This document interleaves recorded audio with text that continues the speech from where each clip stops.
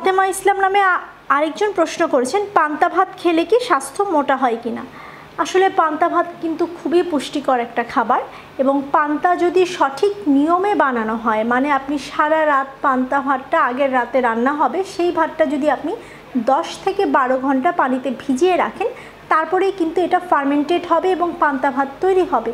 এবং ওই ভাতে কিন্তু দেখা যায় নর্মাল যে গরম ভাত বা মাত্রই রান্না করা হয়েছে যে ভাত, তার তুলনায় আপনার 6 গুণ পর্যন্ত ফ্যাট কম থাকে, যার কারণে আপনি যদি পরিমিত পরিমাণে পান্তা ভাত খান তাহলে কিন্তু আপনার অতিরিক্ত ওজন বাড়ার কোনো চান্স নেই। এছাড়া পান্তা ভাতে কিন্তু পুষ্টিগুণ অনেক বেশি থাকে। আপনার নর্মাল যে আমরা মাত্র রান্না করলাম গরম ভাত, সেটাতে যে পরিমাণ আয়রন থাকে তার চেয়ে বহুগুণ বেশি আয়রন, ক্যালসিয়াম, জিঙ্ক অনেক বেশি মাত্রায় থাকে।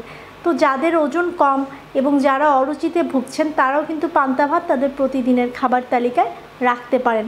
আর যাদের ওজন বেশি তারা যে পান্তা ভাত খেতে পারবেন না তা নয়, পরিমিত পরিমাণে পান্তা ভাত আপনি গ্রহণ করতে পারেন, তাতে কিন্তু আপনার ওজন বাড়ার চান্স নেই।